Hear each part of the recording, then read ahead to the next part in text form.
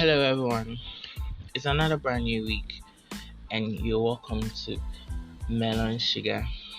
I'd like to thank each and everyone for you for doing the listening on our first episode last week, and I'm very, very grateful. Today,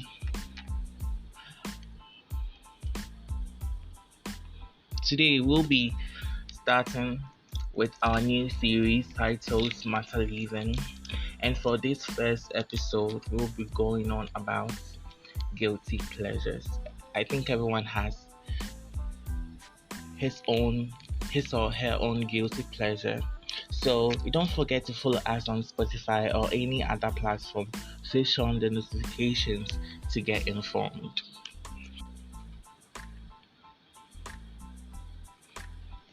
So someone will ask, what is your guilty pleasure? What are my pleasure? And we all know them. We see them on TV shows. We see them in movies. We love them even though we just know they are bad. The trashy books we read, and we simply can't put it down. The awful earworms we hate to love, and our picky stuffs of things that we don't like usually want to see them. These are called guilty pleasures. Yeah, and sometimes someone will say, "Oh, my guilty pleasure is maybe making some like abnormal stuff or something," but it's just like you just feel so guilty about it that you always continue to do it. Yeah. So what is guilty pleasure? So in like Wikipedia or anything or in a dictionary, they will say it's something that we enjoy but we love. Sorry, it's something that we enjoy but we know we are either not supposed to like, or that liking is something negative about us. So for me, I would say my guilty pleasure is watching a rundown of like 70s movies and all that. So you can just come into my room and I'll just be watching like marathons of shows that for you would never like, but for me I will always like to watch. Yeah.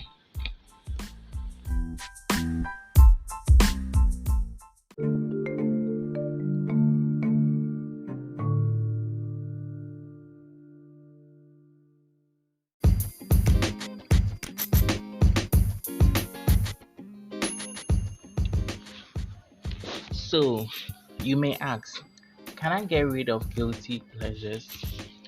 I might say yes or no, because we all have activities we love, or food we crave, or we think of as a guilty pleasures.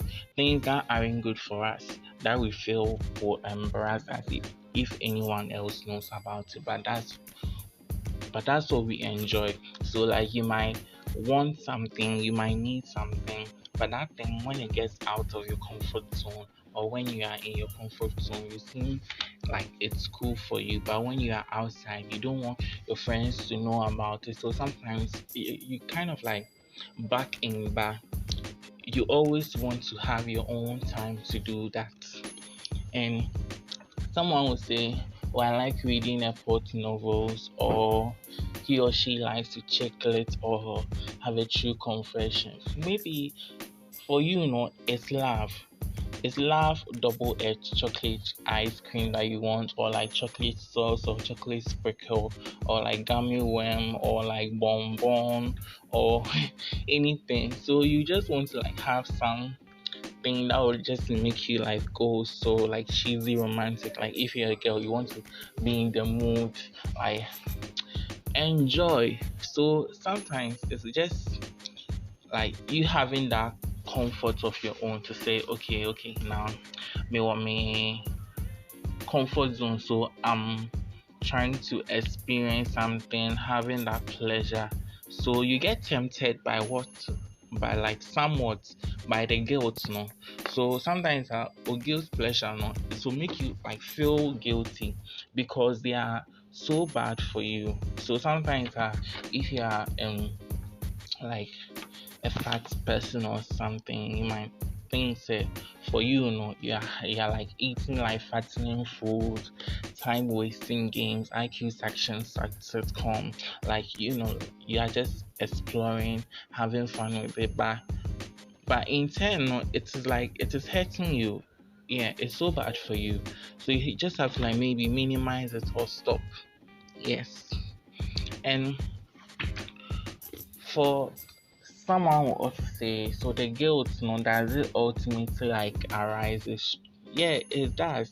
So from the pleasure itself, you have to like have a more of like work attitude or deeply breed commitment to like constant self improvement through like dieting, extreme sports. Like you have to like self help book, get something that will really help you hold pleasure in like your rather low esteem, so that it gives you what you want and what you want out of like maybe um minimizing or getting rid of your guilty pleasures.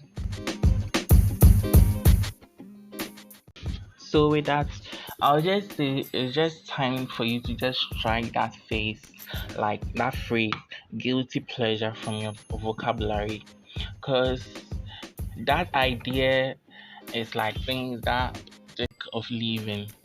Like that should help us to like basically be content with what we have in life, and of course good for those who profit most from our work, but it is not good for the rest of us. Work not good for the rest of us.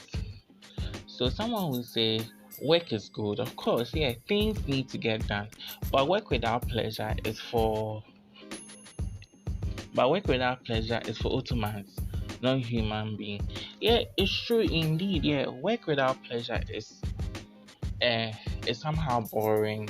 So I think you should just try to limit it. You can't always force yourself and be always having that guilty like pleasure, having extreme pleasure in all that. So you have to make sure you get the concept of like having a guilty pleasure, so it can help you in your conformity, so that you don't eat that, you don't watch that, you don't read that, you don't do that, you don't read that.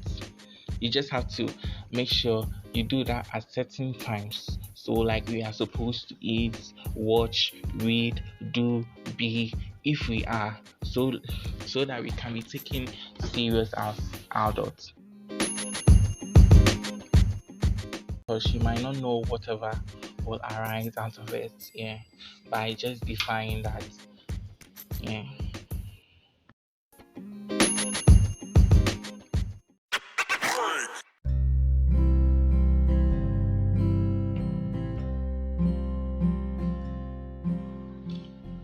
So moving forward, for the psychology part, you might think that why does guilt increase pleasure? In contrary, from taking a cue from experts, we may have more than enough worries that are out of our control. So without feeling bad about the things we should enjoy,